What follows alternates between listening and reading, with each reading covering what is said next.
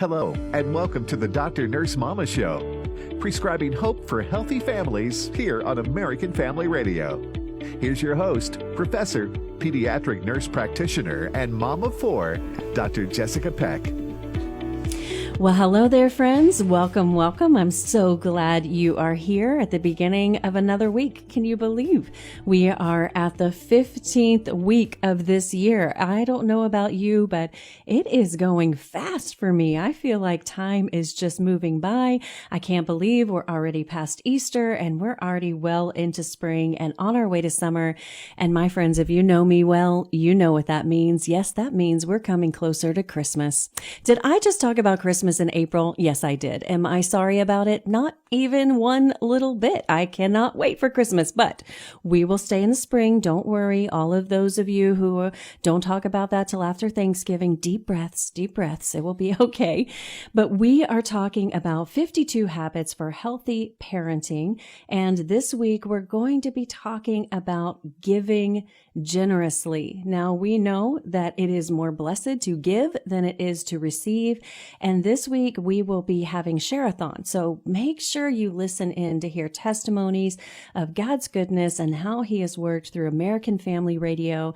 And we'll be having a really good time. We are going to have a co-host in Wesley Wildman this week. And I'm really excited about that. So be sure to listen on Tuesday, Wednesday, and Thursday, where we will be talking about giving and how that can be such a blessing. But today we have a fun show for you. We have a self-professed big personality. We have Dr. Eddie Simmons. Now, he is a retired board-certified chaplain, and he has his Doctor of Ministry from New Orleans Baptist Theological Seminary. He has a Master of Divinity from Southwestern Baptist Theological Seminary and a Bachelor's in English Education from Northwestern State University in Louisiana. I'm going to try to say that. Is it How do you say that, Eddie? It's Natchitoches. It's like Nakatosh. Natchitoches. I don't even think I can say that. Okay, he's from where he just said he is in Louisiana. See, there are places in Texas like this where if you're not from here, you can't pronounce it, but he is from Louisiana, y'all. He served as a pastor of Baptist churches for 33 years and staff chaplain level 2 for Memorial Hermann Health System for 15 years. And he's currently serving as a PRN chaplain, which PRN means as needed. He goes when they call him. And he's been married, get this, for 54 years. He's got 3 kids and 5 grandkids. Eddie, welcome today. We're so glad to have you as a guest. Well, I'm excited to be here. I just love to talk about my work and about things related to that, and I'm just honored to have the opportunity to share today. Well, we are honored to hear about that as well. Let's just start with your Christian testimony. Just tell us your story, Eddie. How did you come to know Jesus, and how did you become a minister? Well, I can share that I started going to church 9 months before I was born. I was raised by a family that we were in church every Sunday. I actually was raised on a red dirt road in North Louisiana and attended a very small country church that was also on a red dirt road. And over the years, I began to hear about Jesus and learned about Jesus. But I especially remember on a Sunday morning, we had a revival preacher, and he preached a very powerful message. And listening to him, I knew and was convicted that I had sinned and that I needed a Savior. And as best I could, as an 11-year-old boy, I trusted Jesus and started a relationship that continues today through, I'm almost 77. Oh my goodness. And how did you be called into ministry? And I do want to say, Eddie, it always makes my heart glad to hear testimonies of God's faithfulness. And there are certainly testimonies of transformation, that God takes people in miraculous directions where they are, in a lot of trouble. They experience a lot of trauma and God saves them. But there are also equally powerful testimonies of people who know Jesus and follow Jesus all of their life. So if you're one of those people who think, oh, I don't have a testimony. Yes, you do. Your testimony is God's faithfulness. So how did you get called into the ministry, Eddie? It really happened during my junior year in high school. Again, I was always in church Sunday morning, Sunday night, Wednesday night. But I began to sense that God was trying to convict me of something. The last thing I ever wanted to do was be a Baptist preacher. And I was very hesitant about even thinking about that subject. But I began to sense God's calling, and I remember during a prayer meeting on a Wednesday night that I became convicted that God was calling me to something. And I had talked to my pastor, and I raised my hand and asked him if I could share something with a group. And I said, I don't know how it's going to work out, but I feel that God is calling me into some ministry, and I want to say yes to God, that I'm going to do what he's calling me to do. That's beautiful. And then how did you become tell us about your career as a pastor? And, I think, you started obviously as a pastor. Can I say this, a long time ago, right? You've been a pastor for a long time, and you've seen a lot of ways that the church has changed. So talk about that, and how did you experience that as a pastor? How did that go? Again, I wasn't sure what I was committing myself to, but in college, I began to have opportunities to preach. And I've always been a person, if you ask me to do something, I will do my best to do it. I was raised that way. And so I began to do a lot of preaching. During my junior year, I actually was a sort of a pastor of a little church outside of Natchitoches, Louisiana. Natchitoches, Louisiana. Did I say it right? Yes, you did. Okay, Natchitoches. Okay. And I always knew that seminary was important. I was raised to believe in education. And so I went on to seminary and did my theological training in Fort Worth. And at the end of that time, God opened the door for me to become pastor of a church. And so I said yes. And so I spent 33 years of my life serving as pastor. Started out at a little country church. And then my last church was a 1,200-member congregation in Lake Charles. Wow. Well, then how did that lead to your role from going from pastor to chaplain? And, Eddie, I feel really strongly about this, about the role of chaplaincy, because for me as a nurse, I often meet the best people on their worst day. And you just see things that happen that are really tragic and terrible. And I think it does a disservice to think, okay, somehow the hospital is separate. Like we don't have any connection to your faith, because it's in those moments that people are seeking faith, even when they may not ordinarily seek faith. I see people praying who say they haven't prayed in years, because when you come to the hospital, that's usually a place that nobody wants to come. And so how did you get involved as a hospital chaplain? Well, it's very simple. I pastored for 33 years, but in my 32nd year, I was pastor of a very large church and a lot of responsibility with being a senior pastor.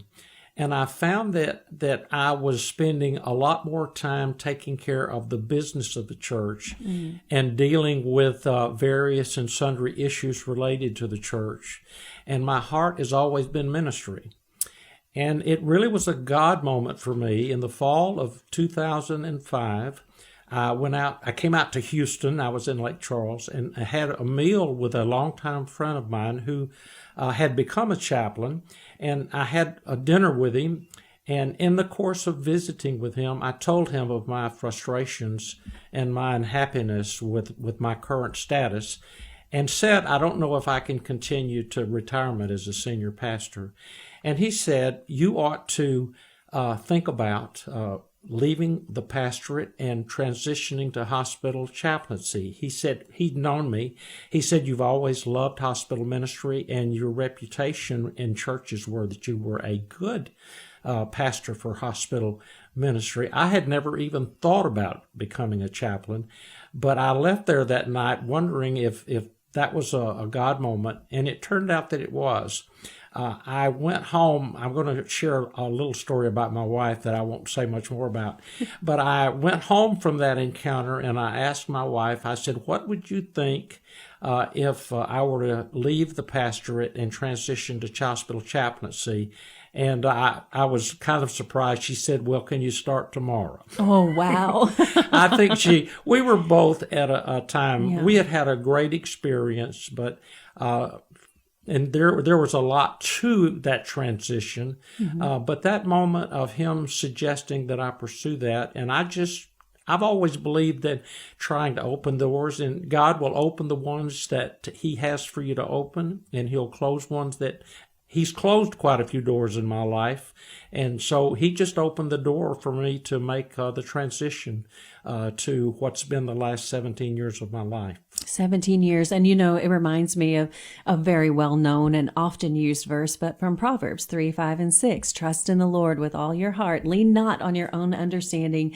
In all your ways acknowledge Him, and He will direct your path. And I think something we can learn from your story, Eddie, is that, I say this a lot, I think sometimes, we want to know what the end of the story is, or we want to know where we're going or what we're doing. But when God told Abraham, get up, go to the land I will show you, it sounds like you had the same experience. It's not like God called you when you were in 11th grade and said, okay, you're going to serve as a pastor for this many years, and then I'm going to call you as a chaplain. You'll start that and do that for the last 17 years of your career or whatever. You just follow God faithfully in the everyday. And then He shows you where to go and He directs your path. And you said you've been doing this for 17 years now, so you have a lot of experience. What is the role of a hospital chaplain? What does that look like? What are you doing every day, boots on the ground in that hospital? Well, it's really a fascinating calling. I really did not know too much about it, but I came to learn very quickly during CPE, which is necessary for a hospital chaplain, that a chaplain's primary role is to encounter people and listen to them and try to discern what their needs and their wants and the desires are, and then to provide appropriate emotional and spiritual support.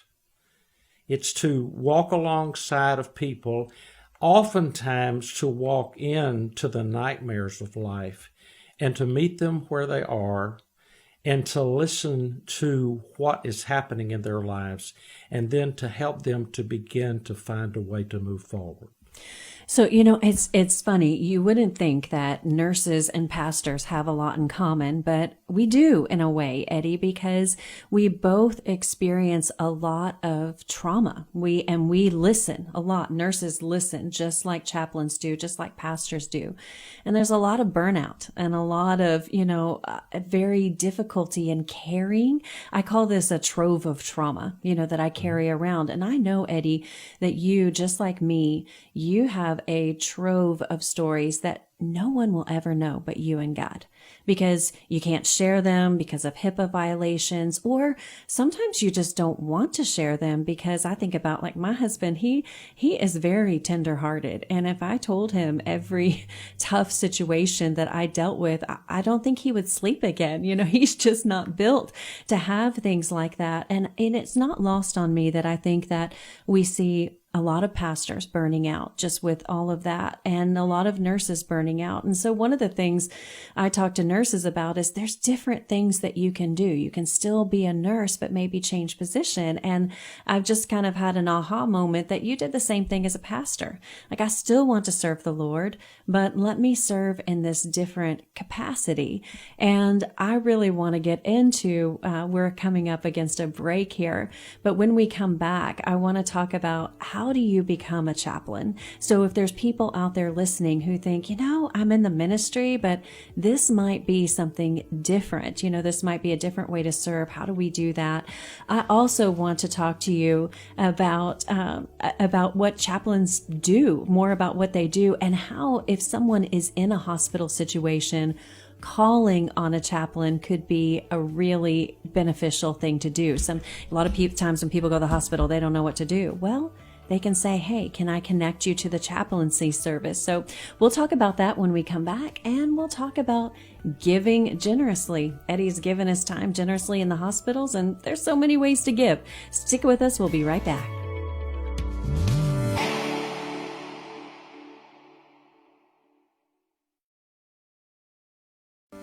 You're listening to the Dr. Nurse Mama Show with Dr. Jessica Peck on American Family Radio. Well, hello there, friends, and welcome back to my conversation with Eddie Simmons. He is a pastor and a chaplain. And listen, I have been learning some really important things. So if you missed the first segment, the most important thing that you need to know is how to say Natchitoches? Did I say it? Okay, listen, I have to tell you, this is spelled Natchitoches.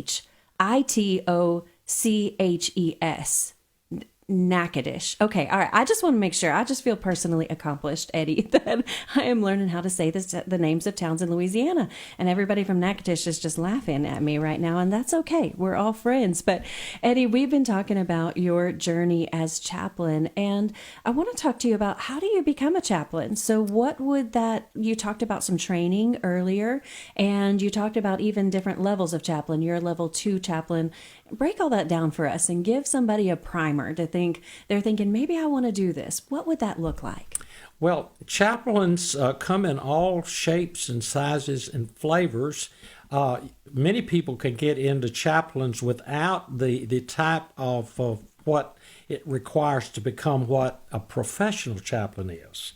I'm actually part of a group called Pastoral and Chaplaincy Services, and we provide training for people who do chaplaincy on a more of a layman's type basis. But to be a hospital chaplain really is quite a lengthy process. I mentioned to you my initiation in my conversation. I had to go from there and do a year's residency in something called CPE, or Clinical Pastoral Education. That is where you go, and it's a really full-time situation. You spend about 10 hours a week in class, and then you spend 30 hours a week making hospital visits as a student chaplain under the supervision of a CPE supervisor. And so that for most of the hospitals that would be a good places to work, you need 4 units of CPE. You can do that in a part-time basis, but you only can do 1 unit a year. It's better to do it in a residency. I did my residency at the VA Medical Center in Pineville, Louisiana. And the great thing about that was every patient that I saw was a veteran, and that was such an honor for me. And then beyond that residency, before that, you have to have a college degree, which I got in Natchitoches, Louisiana, and then a seminary degree, and I actually have 2. I have a master's from Southwestern and a doctorate from New Orleans. And then you have to be endorsed by a recognized religious entity. All entities out there, or religious entities, have some mechanism. In my case, having been a Baptist all of my life, I am endorsed by the Baptist General Convention of Texas, or Texas Baptists as they're also called, and that's a requirement. Once you get through all of that, and at that point you are hireable, you have 2 years then to achieve the status of board certification. Board certification, you have to have about 2 years of hospital visits, and then it's a very complicated application process. You have 27 questions that takes about 2 weeks of different days to answer the questions. Then you meet with a board, and if you pass, you are then certified as a board-certified chaplain. Well, that is a lot of steps, Eddie. And so I want to talk about 2 perspectives here, one from the chaplain's perspective and one from the patients they serve. But, you just described a lot of work. It's not like you decided, oh, I'm not going to be a pastor, I'm going to be a chaplain. And the next day you show up at the hospital with your Bible and say, I'm here, guys. Where can you use me? So is it worth it? Is it worth all that work? It really is. A lot of people ask me when they found out that I was going to do a residency, they said, well, Pastor, you've been visiting in the hospital all of your life, but a chaplain is a bit different than a pastor. There are some similarities, but there are some differences. And I think one of the things about clinical pastoral education is a lot of time is spent to teach you how to listen to people so that you can hear what they're saying and that you can provide the appropriate emotional and spiritual supports. Well, and then looking at it from the patient's perspective, when you call chaplain services, this is somebody who is highly qualified and highly experienced. And so how do they access that? Because I'm imagining, Eddie, you're in the emergency room, you're in the intensive care, death is imminent. It's probably going to be more likely for someone to think, we want a chaplain, we want some spiritual services. But that is not necessary. You don't have to be in a critical position, although, a lot of times the need for spiritual support is there. But what advice would you give to families who are in a hospital situation about accessing chaplaincy services, and what can they expect? That's a great question. My experience has been limited to Memorial Hermann because I've worked there for the past 17 years. But one thing, when patients are admitted to the hospital, they have an interview with a nurse who does an intake. And in our system, one of the questions is regarding your interest or need for spiritual support. And they ask you, would you like a chaplain to visit? If the patient says yes, then an electronic request is triggered and it goes to chaplaincy services. I'm actually going to be working this afternoon, and I will be given a list when I arrive of all people who've asked for a visit by a chaplain, and I will spend most of my afternoon visiting those. However, a lot of times visits can also be triggered by nurses or by physical therapists or by respiratory therapists. I've worked at the same hospital for now 16 years and have developed a lot of relationships. And a lot of my visits come from people who are staff members who say, I was just in a room and that person seems to be having a crisis. Would you go and see them? Mm-hmm. And so that is the second way. Another way, of course, when there is in our hospital a code blue, that means that that's a medical emergency. We are responsible, and we report to those. I was working earlier this week, and just as I was about to go, there was a code blue, and I went and responded to that and gave support to the family while the medical team was taking care of the patient. Also, in every hospital room in the hospitals where I serve, there is a board of important numbers, and chaplaincy's number is there. The patient can call, and I quite often will get a call from a patient asking, could you come and see me? So there's a lot of different ways of accessing a chaplain. And I always I respond when someone asks me. I feel like that's probably a God moment. So I don't put them on a back burner, but when I'm asked, I try to go at that point if I can.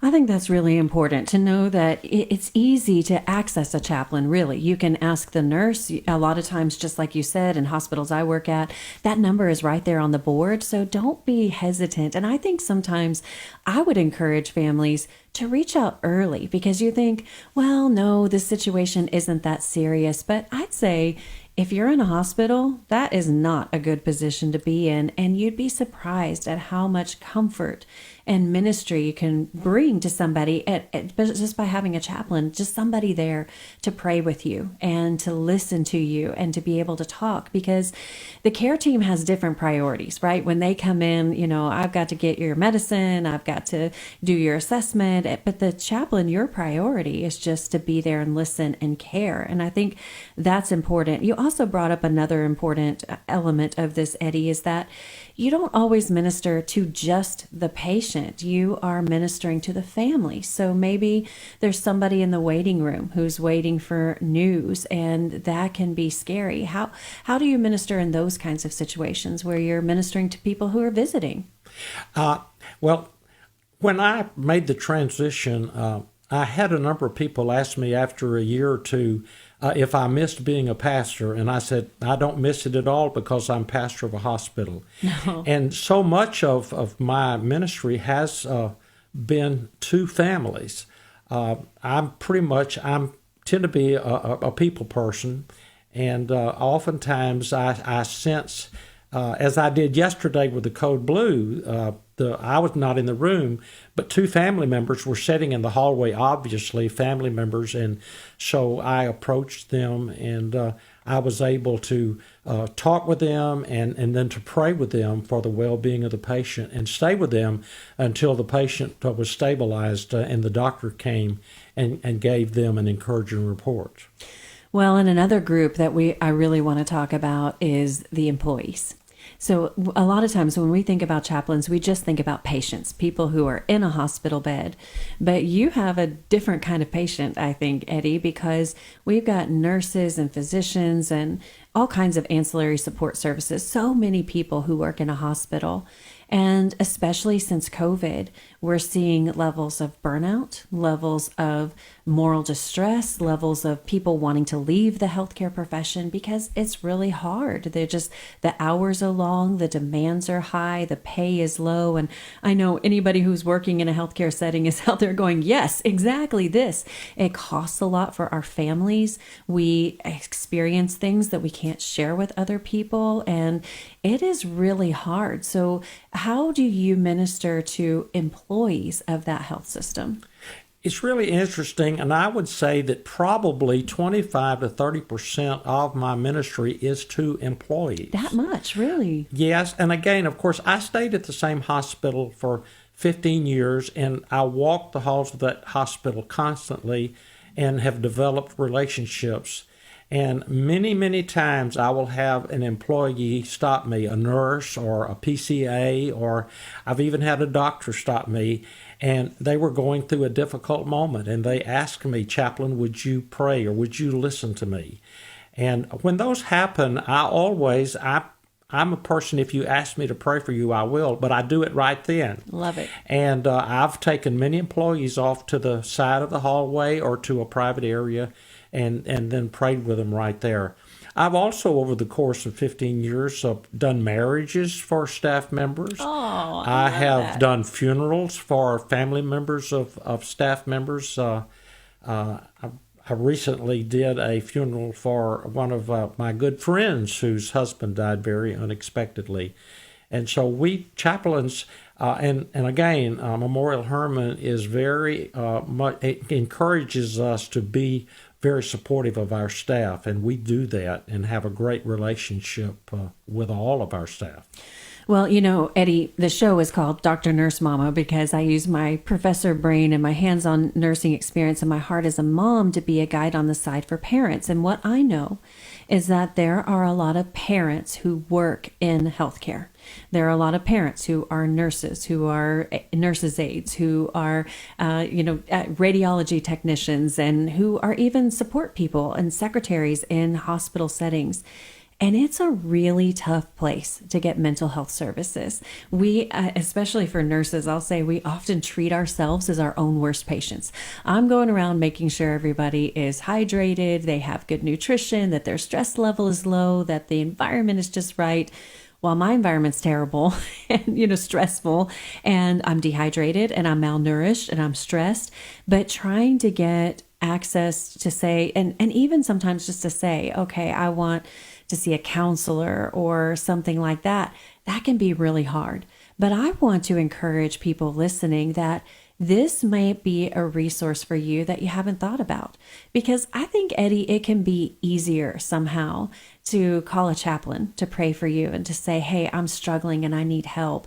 And sometimes that little bit of support is all that we need. But sometimes it could be a greater signal to say, okay, this is the first time I've really acknowledged this is going on, and maybe I'll be open to help. So I want you to talk, Eddie, to that person that works in a healthcare system, that is stressed, that is struggling with something, and they're just carrying it alone. What would you say to them to encourage them to talk to a chaplain about it?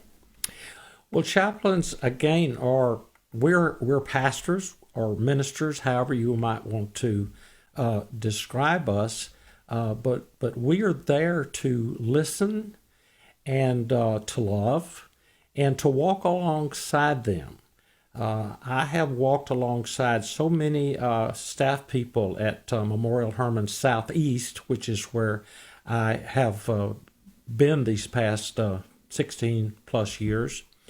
And I cannot begin to, tell you how many staff members that I have walked with them through divorce, through the loss of a child, through the loss of a spouse, through hearing that they had some devastating diagnosis. And that is, again, chaplains do that on a daily basis, and that we're just there to be called upon. Chaplains have to really be asked. We just can't see somebody and invade their presence, although I will oftentimes, if I see someone being tearful, I'll just kind of come up alongside of them and ask them if they're okay. But chaplains are a wonderful resource, and we are there for the staff every bit as much as for the patient and the family. Well, I think of this one time when I had a nurse colleague who was just going through a really hard time, had experienced a lot of just sickness and troubling circumstances. And she came to me one day and she was teary. And I said, "What happened?" And she said, "I was just sitting on a bench outside the hospital, and the chaplain came up and noticed that I was sad, and he prayed with me." And she said it was really short, and he just prayed with me and he left. And she said, "But it has just he will never know the impact that had on me." And so I encourage you, whether you're a chaplain or not, sometimes you don't know what happens there when you just are bold and ask someone if you can pray for them right then and there. But it stuck with me that I saw the other side of that, how that prayer had really impacted her, because sometimes they don't say that. Well, when we come back, I'm going to ask you, Eddie, about some of your stories at your time at the hospital and what we can learn from those. So don't go away. We'll be right back.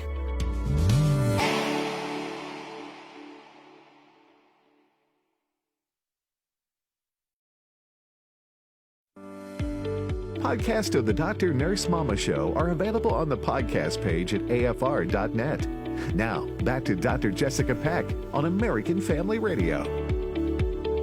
Well, hey there, friends. Welcome back. We are talking to Eddie Simmons. He is a pastor and now a chaplain.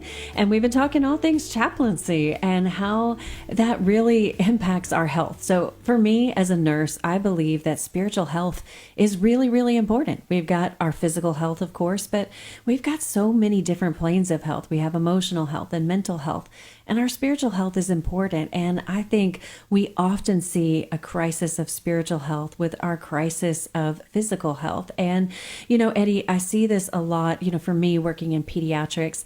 It's a different kind of burden, because when you see an older person near the end of their life, it's a very different kind of experience than when you see a child who is experiencing a health crisis or an incurable disease, or they're nearing the end of their life. Because we think with older people, like, okay, they've lived their life and, we can have some joy in that. But with kids, it's always a different kind of emotional distress. And, I have met, like I said, a lot of the really best people on their very worst day when their child is there.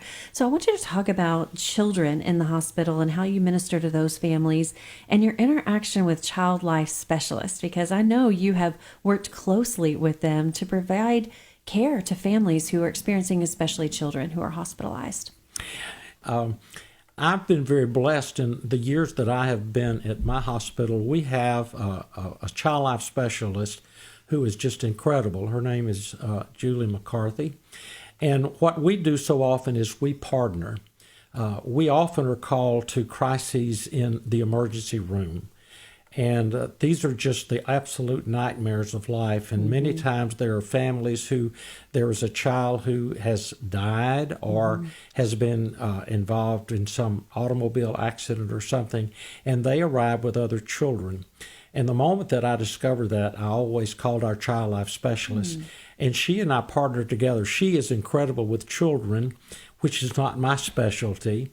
And I tend to, and I don't tend to, but I'm able to provide the support to the adults. And together we really have had so many incredible experiences in which we've worked together as a team to take care of all the people involved. I appreciate you saying that, because I think in today's world where healthcare to some extent can be a touchy subject, we have there's a growing mistrust, thinking, okay, well, what is really your agenda? Are you going to come alongside me? And there's just this kind of uneasiness, especially when you're encountering a healthcare provider you don't know. But it's really encouraging to hear you talk about this, Eddie, and people like you, and frankly, people like me who are in the healthcare system, and we're looking at people coming in thinking, how can we serve you? How can we come alongside you and be there for you? And just like you described, you have a child that's hurt, but other children come, siblings, friends, cousins, whatever that is. And we're thinking, oh, we want to make sure that we are providing you support as well, which I think is just really important. And it's very sobering for me in a way, Eddie, to think about, because when these children come in and witness this, how that experience goes is really going to direct their resilience and their healing.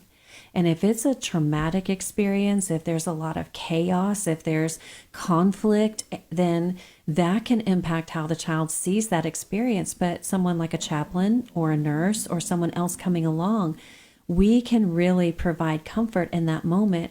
And I know as a nurse practitioner that the number one predictor of kids developing resilience and trauma is meaningful connection to a trusted adult.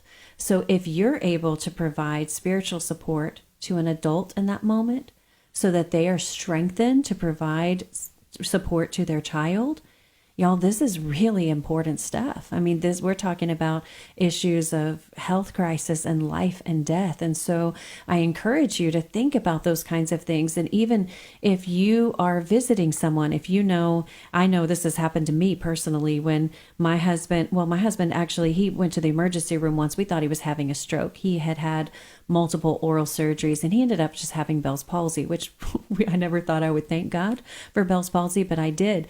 But the first people that showed up were our worship pastor, our youth pastor. And it was great because they came in and they could look at the situation and say, okay, we need practical supports here. We need food. We need transportation. But looking at that from a sense of, okay, we need spiritual support. I can think to call the chaplain when you're not capable of thinking because you're in crisis mode.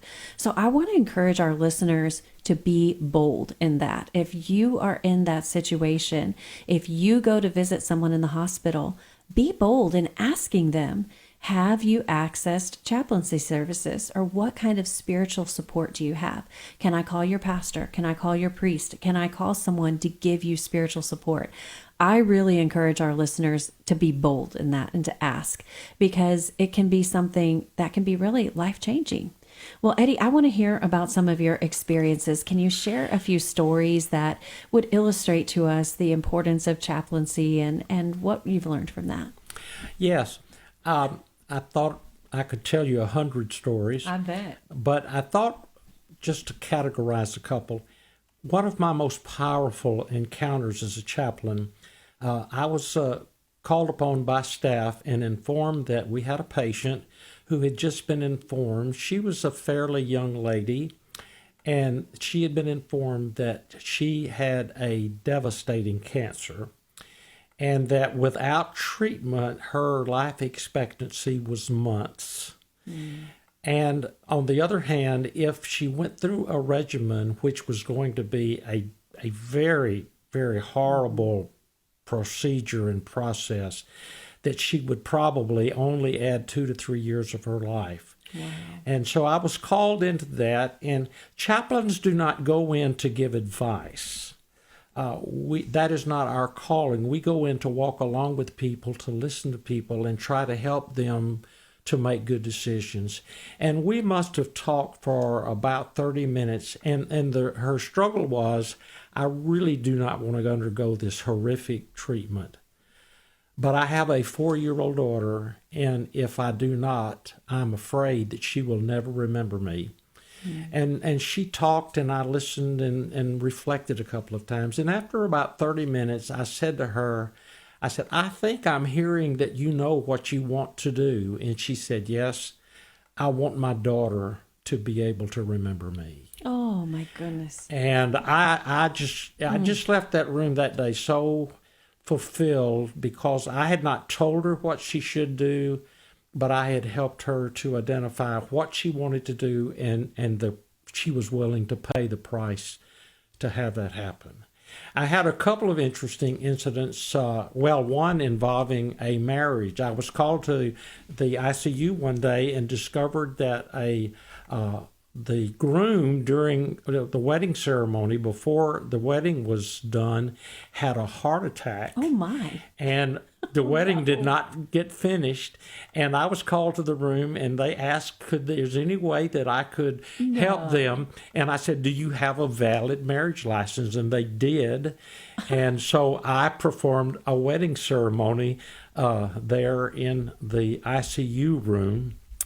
And then I remember also I was approached by the daughter of an ICU patient who was scheduled to be married, but her mother was dying. And she asked me if there was any way that she could have her wedding in our chapel. And I said, I think we can do that. My boss was off at that time, so I went ahead and okayed it. And I worked together with her 2 ICU nurses, and we arranged it for a couple of days later. And the ICU nurses, the mother was really terminally ill, but they were able to get her ready and bring her down in a stretcher, and we had her wedding. I did not do the wedding, but we had her wedding in our chapel, and she so much wanted her mother to be there for her wedding and to do that. But, Eddie, I think it's really great because now you are on the board. You're a chairman of the board of directors for pastoral and chaplain services. Now, for those of you who are regular listeners to the show, you would have heard Mo and Sherry Mays, who have been guests on our show before. And Mo runs the pastoral and chaplain services, otherwise called PCS services. And you may have listened to their story of losing their son to a boating accident. And now Mo, who was, of course, a firefighter and then worked on staff at a church, is now also in that chaplaincy service, and he provides services a lot to first responders. So can you talk a little bit about pastoral and chaplain services and what your role is in that and what y'all are doing? Yes. Well, Mo and I he shared with me several years ago that he felt a calling toward this. And we talked many times. I was one of about 3 or 4 people who were his prayer partners. And God really kind of pushed him to initiate that. And so that came together. He asked me to serve as president of the board. We are a nonprofit. And he is the chaplain. He is the boots on the ground. And he has done an incredible job in terms of providing support. He's called into so many nightmare moments of his life. But our group, PCS Ministries, is there to, first of all, provide chaplaincy support. But we're also training chaplains, not like I am, but training chaplains in terms of being chaplains for police, for firemen, and for other first responders. And I've just felt that's such an important opportunity and such a need for a chaplain that I've been so delighted to be a part of the board. I'm there, of course, I could provide actual chaplaincy services, but I'm actually just a part of the board. Well, that's an important part because you're right. I see that as a gap, and being able, and I've seen Mo in our community being called on to by, when things happen, when really tragic things happen and those first responders see that. Again, Eddie, you'll hear me say it again, but I have such a special burden for people like that who serve in that moment, because when you are in need of services like that and you are calling 911 or you're going to the emergency room, you're trusting knowing that somebody is going to show up and help you, and they see the worst of the worst and they just carry it around as such a silent burden. And as I said before, it can be difficult to reach out for mental health services because then, there's this perception of, oh, what, can you not take it? You need to suck it up. Like, this is our job. This is what we do. And, are you going soft on us and all these kinds of things? And so I just want to encourage all of the first responders out there, all of the healthcare professionals, all of those people who respond in emergency situations, law enforcement, forgive me for leaving anyone out because there's so many teachers. And I can't even tell you what. Thank you for doing what you do. And Eddie, I'd just like to thank you for being a chaplain alongside those people and coming and giving them spiritual care and giving them hope that they need to have, because we are in desperate need of that. And in a world that can often seem hopeless and overwhelming, I think of, okay, this is the Gen X kid in me coming out, but Mr. Rogers, who would always say, look for the helpers. You can always find the helpers. And Eddie, you are a true helper. Thank you for being a helper. To our listeners, may the Lord bless you and keep you and make his face to shine upon you. Maybe he be gracious to you and give you peace. And we will see you tomorrow for the start of Share-a-thon. It's my first one. I cannot wait. So we'll see you there. We'll have Wesley Wildman on with us for the Tuesday, Wednesday, and Thursday. And you'll have a chance to exercise our healthy habit of the week, giving back. See you tomorrow.